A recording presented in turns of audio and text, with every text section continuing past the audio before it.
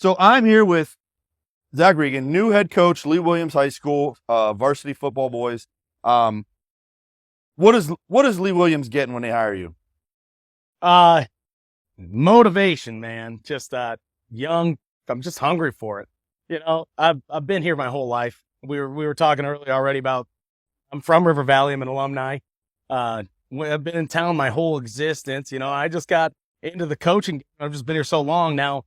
Looking at Lee Williams, I've always, through years, I've seen the talent. There's always been sheer talent there, right? And they've had years where they've had big ups and big downs, but there's always been a consistent of good talent there. So I thought I'd throw my hat in the ring, and they get caught. So I'm just, a lot of them are like, there's always the idea for them. It's like outside hire. Man, I'm not an outside hire. I feel like Lee Williams is local. I mean, I've spent my life playing these guys. Playing all the teams that they've played. I know the coaches, Especially us in the football world. It's a very small world. Big time. A lot of familiar faces, a lot of, for lack of a better term, recycling of people, coaching and supporting and helping. And so it is a very small world. And it's funny because all of us local teams would play each other, but the minute we go out and play somebody else, we're fans and supporting. Right. Watching these kids doing this thing. So. There's definitely a unity of that, when Mojave's going to the playoffs. I was a River Valley diehard for years, but it's like, go get them. Like, it's like we're, at the end of the day, we're enemies interiorly, but like exteriorly, we're kind of a group. Well, and as you get out even into the bigger world, the football family is small. Like you can go anywhere and you go, hey, I coach high school football. And some guy goes, oh, really? I coach high school. And you instantly have some form of camaraderie, friendship, whatever else. 100%. And so that football world, the bigger you get, it gets smaller and smaller and smaller. Oh, 100%, man. And like Arizona, especially. Yeah. I mean, now I'm going into my 9th year of coaching. You could say a team's name and I'll be like, I think I know you.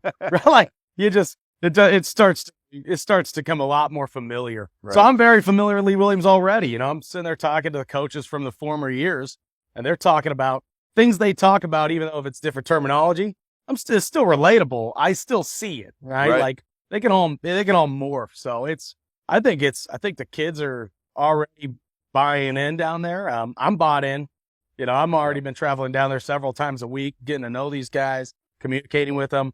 The terminology match is going to be quick and efficient. I don't think this is going to be a 4-year builder. I think we'll come out hot right out the gate. Well, Lee Williams, and this is a little bit of like very, very specific football stuff, was tough in that. I mean, playoff team went just 2-3 years ago. Yeah. And I believe they had a coaching change, had some struggles. Yeah.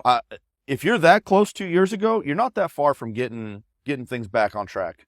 No, that's what I'm saying. That the talent was there, and I think last year was a fluke. I hear a lot of things about it. Coach ends up leaving midway through the season. Not a whole lot of summer, spring stuff going on. Yeah. You're not going to have, I don't care how good you are. If you don't have a summer and spring, you don't expect a lot. I always tell my parents, your parents and players, your expectations for the team should match your commitment. You show up 80% of the time. Don't expect to beat more than 80% of the teams. And so that's what I'm coming and preaching to them. And look, these seniors are going to have their 3rd head coach now, And the only thing I try to tell them is that I had 3 head coaches when I was in school, and I won a state championship ring. So when I came out, I wanted to tell the seniors, you're not my building block. I'm the one. I'm trying to send you there, right? I'm going to try to help you. And a lot of coaches have that mentality of, I'm going to be here for 4 years. My 4th year is going to be, how they judge me. I don't want to be judged at 4 years. Right. That's all. I don't want to be successful I want to be successful right now. So I brought my state ring from River Valley, told them the spiel. I think they related to it quickly. And I'm only 10 years out of football. They're not. I know, we were looking it up. We Googled your name, and there's 2015 some football. Of those photos that I don't even want to lean and mean, just like now, right? Yeah. I was a little bit faster, I think, but yeah, absolutely. So, now I have enjoyed your football expertise from a lot of different places. Unfortunately, on the other sideline once. Yep. But I've actually got to watch you, go into Desert Star, help a youth program, help a flag. Your passion for football is almost unmatched, except for maybe your dad. I don't know. He shows up to everything, man. I drag him along more than he'd like to, I think. But yeah, I'm going to drag him. I'm going down there tomorrow. We're going to have a little clinic practice. And I'm like, hey, Pops, what are you doing tomorrow? Yeah. So I think I'm about to drag him down to Kingman. So I wanted to ask you, what are you going to take from all that? You're talking 10 years out of high school experience. You've been a part of championship teams. You made a run with that River Valley team as a defensive coordinator, and you helped build a program. Where's all that experience going to help you lend into this coaching venture here? I'll tell you right now, I think as far as all that experience, that doesn't even come down to like my coaching, my football knowledge. That just comes down to me learning how to translate my knowledge. And I don't have knowledge. Let me be clear. I've had some of the most incredible, everything I've had has just been absorbed from the people I've had. I had, my youth football program. We were a follow through. That was my dad. And then Coach Economo and great coaches through our Pop Warner youth. Then we get in high school and we get Coach Ruckel, Coach Staggs, Coach DeShano, a ton of incredibly, Coach Ruckel, the defense is still working to a high level today. That's what I use. Then I get in, I'm coaching under Coach Clark. And Coach Clark has a whole different perspective of ball, but he has a ton of knowledge also. So I've just spent years and years and years absorbing information from different perspectives of great coaches. And I'm just trying to combine them in a way that's going to be efficient. And I think that's where my coaching knowledge comes from, because it has made me very versatile. I've seen throughout existence that if you run one thing and you think that's going to get you there, that might get you a playoff berth, but it's not going to get you to the end. You have to be adjustable and versatile, because every top team that's always in those state championship runs have versatility. Yeah.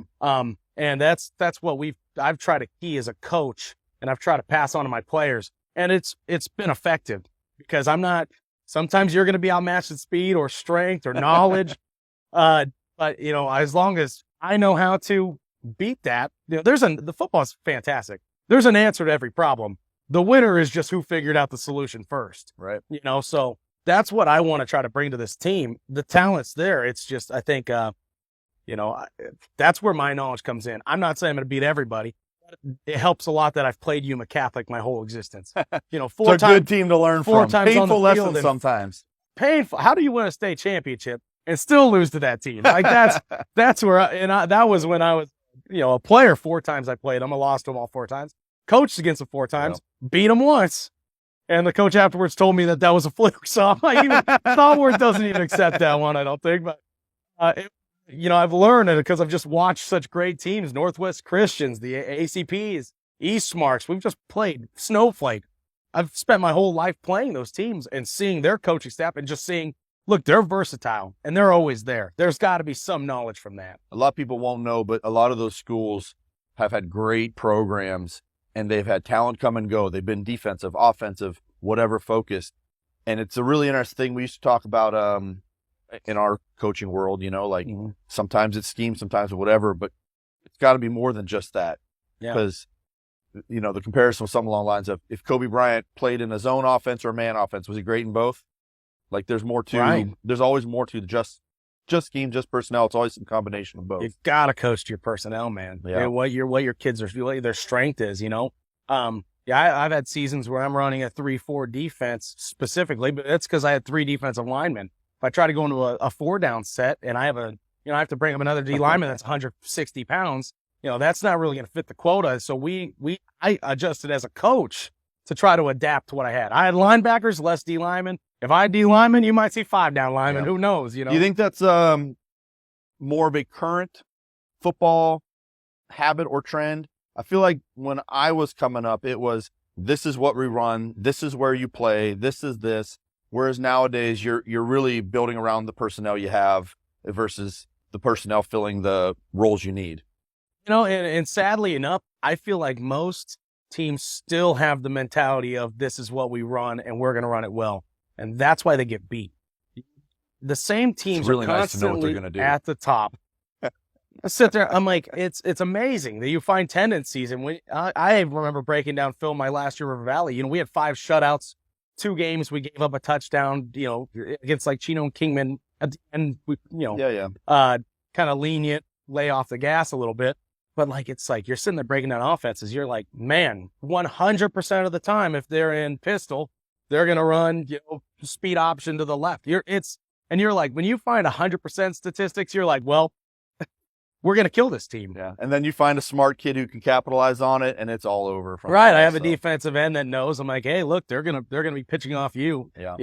take running back, make that quarterback run. And he's a little bit, he got the shaky legs. Oh yeah. And when you start taking away that option, all of a sudden they're going to have to you're forced them to make adjustments, and teams that don't make adjustments, it's too simple, you know, and it's a shame. Yeah. That's why the coaches that are always there just continue to always be there. So I'm curious what your answer is to this. What is your favorite part of coaching high school football?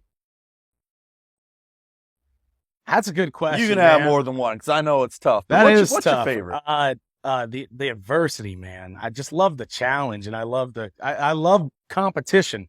And even though it's like I'll have my adrenaline be pumping for a week, like stressing out about a game. You get the game time, you're kind of like, I just love that, man. I love putting the kids through this kind of adversity. You know, we want to teach kids to be successful, and that's what it is. I don't like playing teams that we're going to smoke. I like playing teams that are going to be adaptable, because we're going to have to learn to be adaptable, right? The idea of high school football is to create young men. It's not to make football players. That's not my intention, right? We teach success as a choice has been the quote that Coach Clark brought in. That's one of his aspects, you know, and that's what I want to keep implementing. We don't want you to be successful in football. We want you to be successful whatever you want to do. And if you can face adversity and be consistent, in today's world, that's almost enough to be successful. Yeah. I mean, just consistency and grit will end of the day get you there. You know, and I always hear, you probably have examples of this as well, where kids can't handle this now. Kids can't do that. And it's definitely changed. But I have met some kids who've handled some unbelievable adversity. Unbelievable. And it's probably one of the best feeling things when you see some kid overcome something in the moment. Mm-hmm. Or, you know, it is not the whole picture, right? You're talking about in an adversity, you know, kids going through a lot of stuff, doing whatever, still show up, still do a good job, still be a good teammate. Yep. That's kind of what we're talking about. Yeah. Well, I mean, at River Valley, I mean, we're in a low income area. I've seen some really hard things, and every once in a while they won't pull through, and it breaks your heart. That's the worst part about football, seeing the kid not make it. But the ones that do, you know, kind of overwhelm. And then you can always use it as examples. You know, I've seen some kids go through things unimaginable, and then you got the next kid like, can't make it. It's my goldfish's birthday. I'm like, that's not adversity. Oh, you know? Don't get me started. So, you know, we want to get into that realm. You know, I had a kid. It was his third grandma's birthday this year. Yeah. I'm like, well, that's interesting. It was one of those ones I was doing the math. I'm like, this is your fourth grandparent? Like, they all had birthdays in the season? Like, you know, whatever it was. And as a little bit of a self-proclaimed football psycho, you go to practice first, you do that, and then you go late, you go do whatever, you know, and it's a tough balancing act, because, you know, everyone's got a little different set of values and different family situations, and it's really a tough thing to navigate sometimes. Yeah, you know, and it's just that's why I constantly you have to preach to the parents the expectations, mm-hmm. you know, because at least they'll hold it accountable. When I have, you know, so I'll give my kids 3 unexcused absences throughout the season. After the third unexcused, they're gone. So, and I always preach that, and there's reasons to miss practice sometimes. They had a dentist appointment they can't miss. Okay, like, I'll hear you out. Right. But I'm not going to hear from the kid. I want the parents to tell me. Right. Right, the unexcused, I mean. And so if it's excused, if the parent will tell me. If a parent's going to lie to me for some reason, then that's kind of on them, but you'll kind of get a read on that. Yeah. And like, you know, the parents got to realize, you know, this has got to be a commitment to them. This isn't just playing a sport. And there's sports that are sports. And then football's a good representation of life. When you commit them to this, you're teaching them life lessons beyond what you can even comprehend. You know, and it's hard to teach somebody that doesn't play football to understand the value of it. But every football player does. You know, you're talking about walking around and having connections automatically with people. That's because they know the adversity they've been through. Like, it's a family, you know. And you can always get advice from somebody that's been in the football world. You know, I've been coaching. I coached far enough back that we have like 3 or 4 guys who played football for me that work for us now. Right. And they're the easiest for me to talk to or relate to. 100%. And, you know, I just put some type of football correlation, or, you know, they understand the directive. And for me, it's a lot of fun to see. And obviously it's a wildly different. We're talking about sales or customer service or whatever your role is here. But the core lessons don't change. No, it doesn't, man. And they translate all throughout life. They probably still give you the yes sir, no sirs. Yeah. Yep. Yeah. They even slip a coach in there once in a while, make me feel good. Oh, man, dude. You can't. That's what I had to tell my kids. I said, don't stop calling me coach, man. I Yeah. always want to be your coach. You know, I was Yeah. like, Coach is a very special moniker. yeah, I remember my first year getting called coach. I was like, this is getting weird. You're still young enough, but you know, you were just out of being a player. Yeah. When I played, I was very much I was an arrogant, young, athletic kid. And I always said that I'm not a coach. I'm an athlete. You know, Right. I can't imagine how much I love coaching. Yeah. I mean, I'll tell you, when I started coaching, I was, after I won, you know, I don't know what it was, but you know, I lost the state championship junior year. Senior year, I won it. For some reason in my mind, I kind of had set for a while that was, I did it. That's it. You know, I won a state championship. My last football game, my last football will be a state championship victory. I'm good. Right. So, you know, I ended up not taking an opportunity to play college football. I wanted to go to NAU and then stay back close to my family and work the family company. And it was like a laziness took over. Like I was at 18 and I felt like I had already achieved my goal. And then when, you know, I came back, it was Starkey for the year that called me. He called me halfway through the year. I came out and just assisted linebackers O-line. The next year, Coach Clark convinced me to stay on. That's when I realized, I'm like, man, I needed football, right? Because if I didn't come back into it, I didn't receive that phone call. I don't know if that lazy streak would ever left. My dad might even tell you it's still there a little bit, you know? So, you know, it's come from the gene pool. No, Yeah. Listen, who can I blame for this problem? Listen, I love your dad, and he probably gets irritated every time he comes in here. 'Cause he'll be hustling, working hard, carrying water, and I'm like, hey man, what about that wrestling team? You know, and he's probably got 10,000 things he's got to do, and I'm like, I'm so excited to talk to someone who's passionate about these kids and sports and everything. And he's very knowledgeable, so you definitely got something from that. I definitely got some pull from him, man. Yeah. Well, I mean, he's years in. He's just, we talk about a dad. He's coached. I'm number 5 of 6. He's coached all of us. So, I mean, my oldest sister is 10 years older than me, and he was well involved in that. So he's been coaching for probably going on close to 40 years now. Yeah. And it's, you know, he's like, I'm retired. And every year I'm like, right. Come on, man, get on in here. Hey, want to come check it out? You know what else you got from your dad? Announcing skills.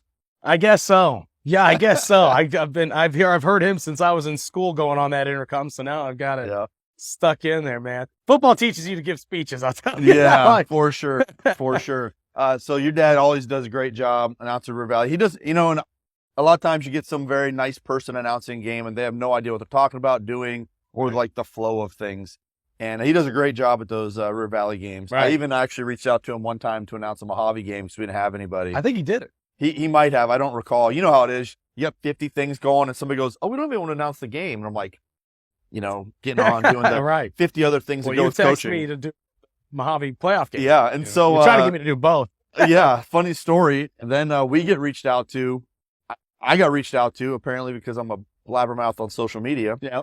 And these guys asked us to announce the playoff games. And it ended up being a lot of fun. That was awesome. Yeah, it was a good time. But it was a lot of fun. I had no idea what I was getting into, to be honest. And that's why I 100% tried to dump it off on you. I know. I was like, he messaged me. He's like, you have any interest? I said, I might have interest. Then you got me to come down there. And they're like, well, you can do both. I'm not doing both. Yeah. I wanted to make sure you went first so I can watch how you did it. And yeah. I took notes, man. I 100% winged it. So did I, but I winged it with a little bit of reference. So yeah, I couldn't believe how much fun it was. And those guys really do a real first-rate operation. Oh, incredible. When they told me they were coming up, they were like trying to make it worth their while. And I really wanted them to cover the games because they do like first-class college-level camera work, announcing the whole bit. Oh, yeah. And let me see. Do you remember what their name was, the company name? Oh, man, I feel so bad. Sports Zone Sports. You know, I followed them because I'm like, they deserve that. I followed them too. I like all their stuff now. Sports Zone Radio SZR. Yes. Well, they're still doing basketball games with the same camera quality. I'm like, and they're doing those guys do, I want to say they do the Arena League team in Phoenix too. So they're somewhere in Eastern Arizona and they cover that whole region. Yeah. And I just wish we had something like that up here. It's like, we got the facility for it, you know. Talk to my dad. Now that we're here, he's talked about that. And he said, man, I would love to do some like travel announcing stuff for the local teams. And he'd like to get into that aspect, you know, the play-by-play and the analyst. Mm-hmm.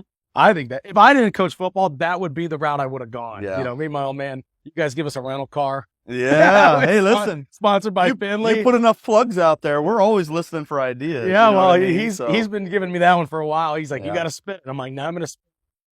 Next live. time I see him, I'm gonna start getting in his ear a little bit. So you gonna go do that? It won't be a hard convince. I'm telling you, that'll be an easy talk. I'll talk to some video guys we know over here, and we'll try one and see how it goes. See if we can rustle up some support. Oh yeah, 100%. We'll have to find. What's he gonna do with you up the hill and trying to cover things down here? There's no way he's not gonna be the voice of River Valley football. I don't think he will be. I think he has that itch, man. He likes the idea of being more north. The cooler temperature games. I'm excited for that. I guess in the section, Lee Williams is the only school without a turf field, which I'm like, so everything's gonna be nice turf. It's gonna be cool temperature. I'm excited for that. Playing. I just had a JV season where I'm playing at 6 PM and it gets hot. Yeah. So very hot. I'm excited to get up to that Flagstaff Coconut. Man, I went and watched. I want to say against that Kingman team that you guys played in. Or no, that was middle school, and out at that Mohave Valley Park. That was a rough setup. Man, that's a rough setup. I know you guys are in the growing phase of things, but that was a rough setup for a football game. Yeah, and it was a temporary thing, So Desert Star is building. They're working on getting a scoreboard down there. They got a grass field building out on the school, so they're getting the facilities right. They're just, it takes time. The school's building a high school now. They're going to accept they're a big incoming class of kids, so they're growing. They'll be closing in on 1,000 kids throughout the school this coming season. So they're working on it from what I hear. So in like a comparison size, is that about going to be the same size as Malk with a K through 12 type deal? That's what it sounds like to me. It sounds like it. River Valley was for a time got down into like the 450 range. They're talking about 115 kids per class. When I was in school, I had 160. We were a little bigger, but fluctuates. I think that's kind of the goal. Looks like probably somewhere in the realm of 400, 500 kids. I'm still a big proponent of Desert Star. If I didn't think that the football program was going to survive without me, I wouldn't have left. No question. But they had a ton of success. The middle school is going to be really nasty next year. The high school just went 6-2. They're going to go their first varsity season. I want to say Coach Clark was our first coach of the year, or at least in our first class of coach of the year. And although coached against, I'd say I almost said played against. Me and Coach Clark both pull a ham if we played against each other, but but coached against, and I'll tell you, I was a big fan. I'll pay you a little compliment here that I think I've paid you indirectly before, but I think there's only probably like 10 good football brains in town, and I don't mean that as a knock on people. People watch football, they talk football, but as far as understanding football, it's a very different thing. And Coach Clark is one of those as well. Oh, he does, man. He really knows it. And when I was in school, we were a real ground and pound, get physical team. He was a spread out, get fast, have versatility on the passing game, which is not an aspect we got into a lot. He taught me a ton. Yeah. So him coming back and taking the mantle of that program, they're in good hands. In really good hands. Yeah. So now you had mentioned how tough it was to leave. Yeah. You had some kids you spent years with, and I'm sure you had a lot like I did, kids who kind of followed you. Yeah. How'd that conversation go? I just told them, so it's been 3 years. I had a lot of them their first year middle school. When I came to the middle school, that was kind of like a reground myself. I'm going to be a head coach, but I didn't want to take off at a high. I didn't feel at the time I was ready to take over a head coach job as an off campus. And I didn't know how that worked. Really tough. I went to campus at Desert Star. Margie gave me an opportunity, and I met all these kids. None of them were football players. Yeah. My favorite story is that very first practice I had the kids. I had maybe 18 kids out there. I don't know. Yeah. And I said, raise your hand if you played football before. And 3 of them raised their hand. And I say, well, raise your hand if you played tackle football before. Yeah. And all 3 went down. So I'm like, that's where we're at, So I've been building these kids for years. Yeah. And just passing whatever knowledge I have. And I've been growing as a coach too with these, especially these last 3. I've just keep passing my knowledge down to them. These kids they're good football players. And they're small. And at least you didn't have any bad habits.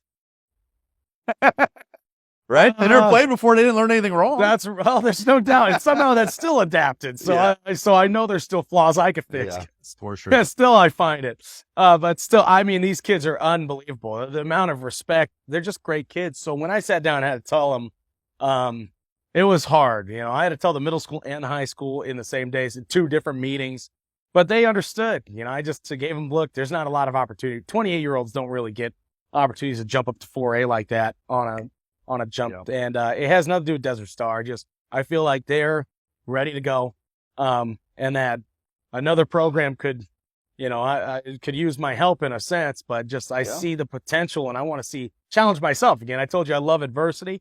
You're talking about adversity. Yeah. Right now I'm carpooling. So I plan on buying a house up there, but right now I've been making the drive and meeting the coaches and on the phone and meeting kids I don't know. We're going to find out how tomorrow goes. But whatever challenges occur, adapt and overcome. So that's the exit. Then goes the enter, right? You go into the new school. Yep. What was the first conversation with, not the interview per se, but when you met your team? So I told you about how I just preached to the senior class. I said, look, if you guys don't buy in, no one's going to buy in. This could be a mess of a year if you really don't want it. But trust me, I want you there. If you buy into me, I'm into you. We're going to be fine. And I think they took it very well. I think they were excited about it.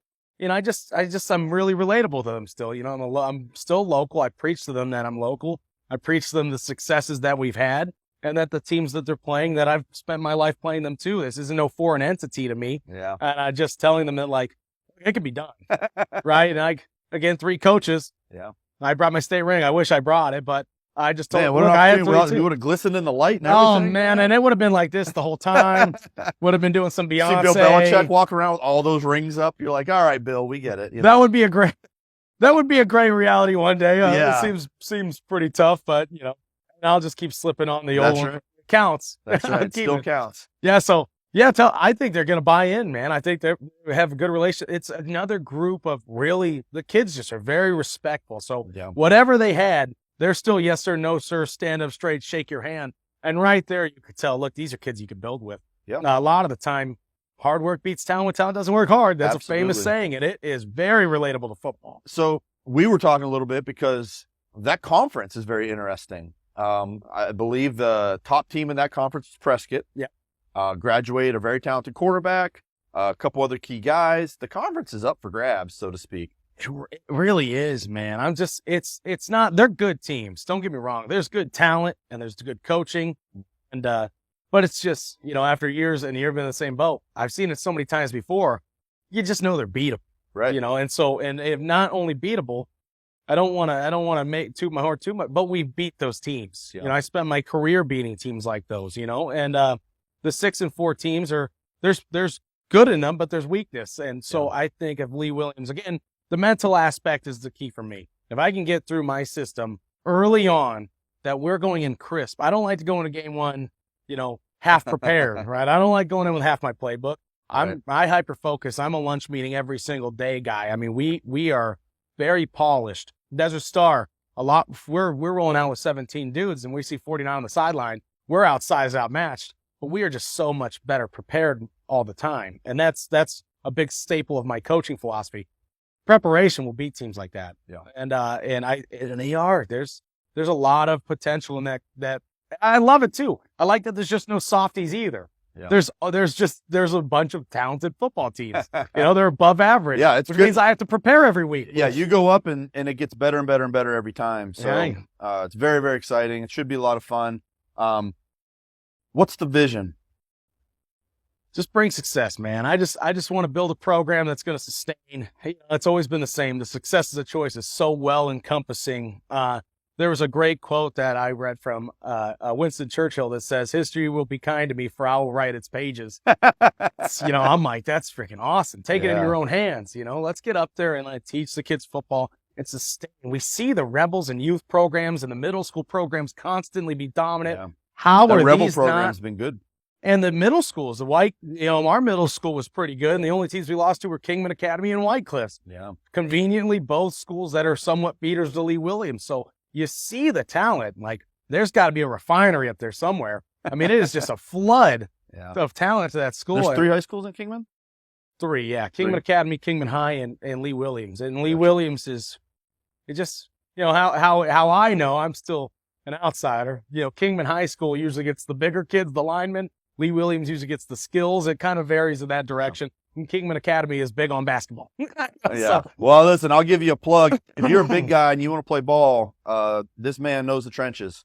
knows it well, coaches it well. We've talked a lot of strategy. You know, I'm sure you could tell. I'm so excited to dump off all my football thoughts on you when I see you. Oh man. So it's like I said, I really enjoy that aspect of football, you know, knowing people that know what it's like and the struggles, the ups and the downs. And what is something that people probably don't? You had mentioned being a head coach, being like 80% manager, 20%, like managing a football program, 20% football coaching.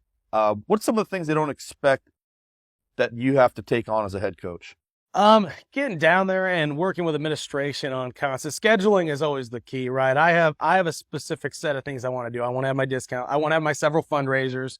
You know, you want to get involved with the community in some way. You want to do stuff with the elementary schools and middle schools and your connections. And just scheduling that stuff is a bigger pain than anybody lets off. I can't write a schedule, submit it, and they say good.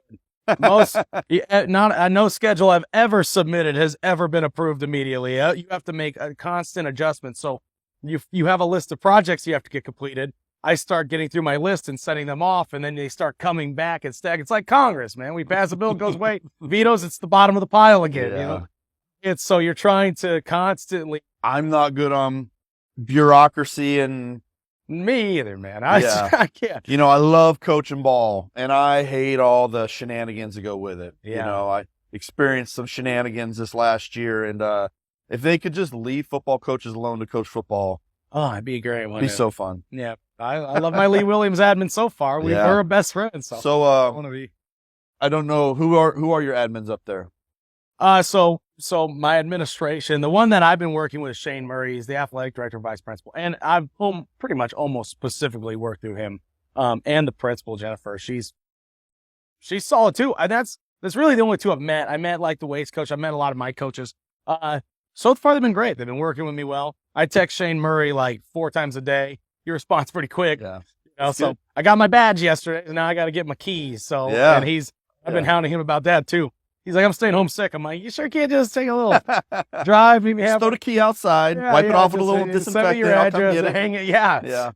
So I've been riding, but he's been really good about answering to me. I already submitted all my spring scheduling stuff, and they, again, like I talked to you, I submitted it. They sent back like a couple dates to change. I'm like, done. And they sent it back quickly, which is way nicer because, you know. Spring it on you late? No, it's the famous, I submit it, no one says anything. I post it online, and they're like, whoa. Dang it, you could have said something before I posted on Facebook. So they've been really good with that too. So one of my good friends who just got promoted, Justin Flummer's kid goes there. Didn't even know. I'm on the kicker. Sounds familiar. Yeah. Justin was a soccer guy, but he's also my wide receiver. I threw him a touchdown my first pass my senior year. And so we've always talked about that. I was a knucklehead. I got benched for the first series. And first play of the second series, threw a touchdown to Justin Flummer, like 70-yard touchdown. And so every time I see him, I got to relive that moment. And he's the fire chief or whatever now, and so he don't give a darn. Yeah. But yeah, he was a soccer player, really good kick. His kid's, I believe, a pretty talented kicker too. Yeah, he's going to be a junior, and his goal, I asked him what their personal goals were, and his was kick a 50-yarder. And I'm like, we're not going to kick a 50-yarder, but yes. We might go for it on that 4th down. But besides that, I guess he got the leg to do it, is what I've been hearing. Yeah. So, hey, if he's got it, I'll give him a chance. Yeah. So Justin sings the praises. He says it's well run, good admin. Like he says, it's a good school. So I'm sure you're finding that out as you go. But that's how I found it as of now. You know, so it's good endorsement. Oh man, thank you. Fire chief agrees. Yeah, I like the approval. Yeah. So no, it's been good. It's been great so far. So, and I'm not going to be in there till their school starts pretty early. It starts July 17th, I believe. So really? They do a year round. So they have 2 weeks off in October, 2 weeks Christmas, 2 weeks spring. How that's going to relate to football, for a football coach, that's a nightmare. You're like, oh, they don't go to school for 2 straight weeks during the middle of the season. That's always tough. Yeah. So making sure there's, I'm going to give them. But it makes it a little easier for summer workouts, programs, things. No if you doubt. have less gaps in time when they're going to be in school and you can't even have your first official, helmeted practice until the end of, July 29th, I think. Yeah. So I'm like, man, I'll have 2 weeks with them. So I will know everybody. A lot of times you get in the season when we start August 1st and you meet, there'll be 8 and 9 kids that haven't been to anything over the summer, spring, and you meet them. You already have some kids in helmets and shoulder pads. And then you're like, here we go. We're going to play catch up now. So Yeah. that's my least favorite part about football, where I have to teach kids things that I just spent all summer teaching the other kids. Very challenging. Not my favorite. I'm a big well, you better figure it out. Yeah. So if you want to play, you'll put in the extra time. And I think I'm very similar in that way. Yeah. You know, it's really tough because you're into step 8 of something and somebody jumps in late and you got to get them up to speed without, what people don't realize is it impedes the other kids and the team's progress. Yeah. And everybody thinks it's just, a selfish move. That's what, and it has nothing to do with us, man. It's really a roadblock. Yeah. So am I going to slow everybody down to catch you up? Am I going to speed off without you? It's a lose-lose for coaches, unless we give a bunch of extra time and which we do. We still do anyway. I can't tell you how many times we were talking about Coach Chad earlier at Mojave, and he'll stay late. He'll come on a Saturday. He'll have kids out there that are learning their stances. And that's a lot of what coaching is that people don't realize. You know, I've been going out there on Saturdays. Coach Chad Pettit. Yeah. I've had several conversations. Dude. Love that dude. He's great, man. Yeah. Sure, we were talking. He's still going out, and I'll go out on Saturdays, and he's got 5 stations set up. He's got a bunch of linemen out there, and my son's getting ready to go to college this year, and I'm super grateful that someone's taking that time with him. 100%, 100%, man. That's a special kind of dude right there. Yes, you know he has his full intention to the kids. Yeah, yep. It's great. So you love those guys. Absolutely, Coach. Anything you want to wish the boys at Desert Star? Message for the Lee Williams family? What do you want to leave us on here? I just want to thank Desert Star for the opportunity. I really feel like, again, that was a period where I would have fallen out of football again, and who knows what I would have become without them. It's a fantastic school, man. The kids are fantastic. They are a school that is built to propel to success. I'm telling you, they're the future of the town, in my opinion. You know, I'm a River Valley alumni, and I'm not saying Desert Star just because it's true, man. I think they're coming, and the football team's coming. And Coach Clark and Coach Margiotta and all the coaches from my staff that are remaining they're going to continue to be excellent with seasons to come. But I'm excited for Lee Williams in this challenge, man. These kids I already know these kids are super respectful and super motivated. There's a lot of athleticism. Most of the kids that play football are already playing multiple sports, multi-sport athlete kind of kids or special type of kids. Great. And they're just building on that volunteer culture, man. The Vols, I want to do like the Duval thing from not saying that. I found a shirt though, so yeah, I'm not gonna give you any speech, but implementing what I hope people know that reference because it's hilarious. Oh yeah, I'm like Vols sounds a lot really close to Duval. Yeah. I'm scared. We'll clip that Duval. Oh no, don't. The Volt. No, I'm not even gonna say it. I don't even want to give you guys the weapon. We're gonna get the clip, man. We're gonna edit it. We got a good editing guy. No, yes. Yeah. Well, I'm just excited to see. I think combining the knowledge that I want to go down there and find their successes and weaknesses. I already know what most of my successes are, and I know my weaknesses as well. And let's try to combine them. And I just want to use this as another opportunity to, give myself a challenge and build more knowledge on top of what I have. They've had success, and they went 9-1 with a 2-run playoff berth on a coach that was only there for a year or 2 years, Coach Brown. There's obviously knowledge embedded in these kids, and I'm going to find out what it is and just propel my game and propel theirs. Well, I'll tell you, selfishly, I hate to see you leave the local football world. I'm glad you're staying in the extended community, man. I look forward to seeing all your stuff. I'm sure I'll blow you up all football season, but I'll answer. If you have time, I know you're a busy guy. I'd love for you to come back down after a couple months, right before the season starts, and tell us how it's going. That'd be great. Cool, man. My old man's still here. Listen, he's going to give me updates, but I need it straight from you. Well, I'm going to come back. My mom's going to make me dinner, and I'll come sit down with you. Cool, man. Sure. Sounds good. Yes, sir. Appreciate it. I appreciate you. Yep.